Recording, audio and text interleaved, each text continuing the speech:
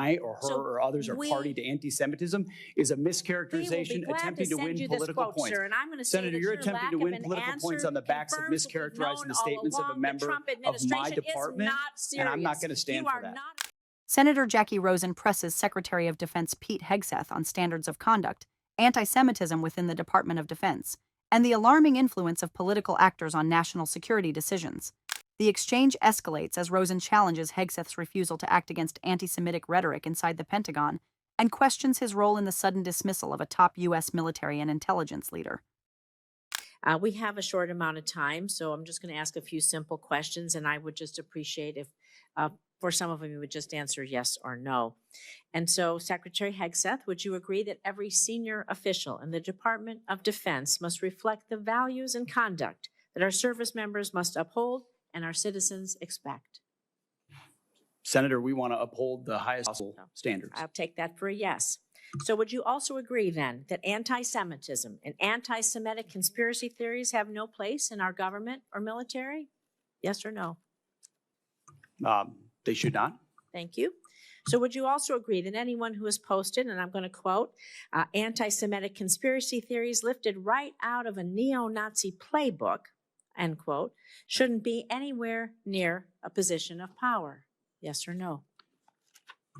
Since I don't believe the characterization of many officials in the news media, I would need to see precisely what's being characterized. But generally, would you not say that if generally we speaking, thought something was coming out of a neo-Nazi playbook, it doesn't have any place in our Department of Defense?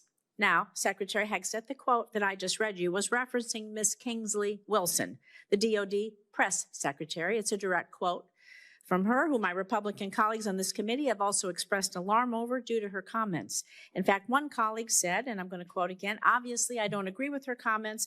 I trust the Pentagon will address this," end quote. However, in the months since, not only have you not addressed these anti-Semitic comments, you have promoted Ms. Wilson. This seems to be at odds, honestly, with President Trump's commitment, very public commitment to combat anti-Semitism, which you just said you too agreed with. So, Secretary Hegseth, given the rise in anti-Semitic violence, hate crimes in our nation, and to show that the Trump administration, your administration, does have a zero-tolerance policy for anti-Semitism, will you dismiss Ms. Kingsley from her role as a U.S. military spokesperson today, yes or no? Again, that's why I referenced the context and characterization. But we'll send you the quote, I've worked directly with her. She does a fantastic job. And there's any suggestion that I or her or others are party to anti-Semitism is a mischaracterization attempting to win political points. Sir, and I'm going to Senator, you're attempting to win political points on the backs of mischaracterizing the statements of a member of my department, and I'm not going to stand for that. You are not a serious person. You are not serious about rooting out, fighting anti-Semitism within the ranks of our DOD. It's despicable. You ought to be ashamed of yourself. I'm going to move on to General Hawk. The sudden inexplicable dismissal of General Hawk. He serves both director of the National Security Agency, commander of U.S. Cybercom. It's deeply concerning, raises significant questions about the decision-making process, its potential consequences. Public reports indicate that the removal of General Hawk, who has served his country proudly, has been influenced by social media influencer, a personality on social media, Laura Loomer, spreads conspiracy theories. She's been denounced even by Republicans. And the idea is that any leaders within our agencies responsible for our nation's security, somebody would be dismissed based on the advice of a social media influencer is alarming, to say the least. It's surely not how we should be running our military. So were you consulted regarding General Hawk's dismissal, yes or no? Well, Senator, I would not advise believing everything you read in the media. And I'm consulted on every single decision. Okay, I'm the decision maker for the department, and we all serve at the pleasure of the president. Okay. And so we have the prerogative to make those decisions for the best for the country. Did you personally approve Mr. Hawk's dismissal, yes or no? Anyone coming or going at the Defense Department, especially at that level, would ultimately be a decision made by me, and I stand behind that. Did you personally relieve him? Did you personally relieve him? Yes or Anyone no? at that level you did, who is so relieved yes. would be relieved by the Secretary of Defense. Was there a specific justification for General Hawk's dismissal? Was this Was there a specific justification for General Hawk's dismissal? Ma'am, we all serve at the pleasure of the president, and the president deserves the type it of true? commanders and advisors that he thinks will best Did you equip him discuss General to Hawk's accomplish the dismissal with mission. Laura Loomer prior to his removal? I don't discuss who I talk about anything with, but ultimately this is my decision, and he serves at the pleasure of the president, and that's why he's no longer there. So do you believe it's appropriate for any social media personality to influence personnel decisions in your department? Yes or no? I believe your time is up, Senator. Oh, it is not up to you to tell me when my time is up. Well, the time And of I am the going to say, senator. Mr. Secretary, you're either feckless or complicit. You're not in control of your department. You're just unserious. It is shocking. You're not combating anti-Semitism within your ranks. It's a dangerous and pivotal time in our nation's history. Thank you, Mr. Chairman. I yield back.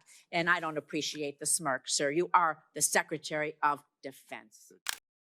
Senator Jackie Rosen's confrontation with Secretary Pete Hegseth exposes a deeper problem than any single personnel decision or controversial statement. What unfolds in this exchange is a sustained pattern of evasion, deflection, and minimization that raises serious concerns about whether the Department of Defense is being led with the seriousness and discipline required at this moment in history. The hearing begins with a straightforward premise. Senior leaders at the Pentagon must reflect the values expected of the troops they command. Hegseth nominally agrees, yet when pressed on anti-Semitism, an issue of growing national urgency, his responses repeatedly fall short. Rosen's questioning is precise and measured, focused not on political rhetoric, but on documented statements attributed to a senior Pentagon spokesperson. Rather than clearly disavowing extremist language or committing to corrective action, Hegseth retreats into vague objections about context and media characterization. In doing so, he avoids the central responsibility of leadership, drawing clear lines about what is unacceptable within the institution he oversees. This refusal matters. The Department of Defense is not an abstract bureaucracy. It is an organization that enforces strict codes of conduct on millions of service members. When enlisted personnel or junior officers violate ethical standards, accountability is swift and uncompromising. Rosen's questioning highlights a growing perception that this standard is not being applied evenly at the top. The promotion of an official accused of amplifying anti-Semitic conspiracy theories sends a damaging signal that ideological alignment may be outweighing professional judgment. The exchange grows more troubling when Rosen turns to the dismissal of a senior military and intelligence leader. The removal of the director of the National Security Agency and commander of U.S. Cyber Command is not a routine administrative decision. It carries implications for continuity, operational stability, and national security at a time when cyber threats from China, Russia, Iran, and non-state actors are intensifying. Hegseth's confirmation that he personally made the decision, while refusing to provide a substantive justification, reinforces concerns that experience and institutional expertise are being subordinated to political considerations. Rosen's questions about outside influence are especially revealing.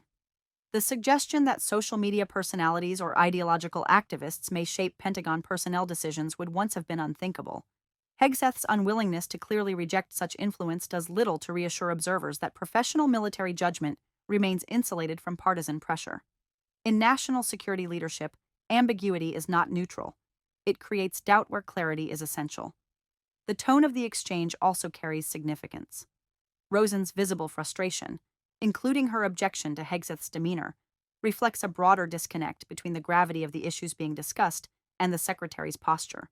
In a hearing addressing anti-Semitism, command authority, and the integrity of military leadership, dismissiveness undermines confidence not only in the witness, but in the institution he represents. What this exchange reveals is not simply disagreement between a senator and a cabinet official. It underscores a crisis of trust. When leaders avoid direct answers, dismiss legitimate oversight as political theater, and decline to enforce ethical standards consistently, the credibility of civilian control over the military erodes. At a time when the United States faces escalating global threats and internal polarization, the Department of Defense requires leadership that prioritizes professionalism, accountability, and institutional integrity over loyalty and optics. Senator Rosen's confrontation serves as a warning that the consequences of weak leadership at the Pentagon extend far beyond Washington hearing rooms. They reach service members who rely on clear standards, allies who depend on American stability, and a public that expects its military to remain disciplined, apolitical, and grounded in democratic values.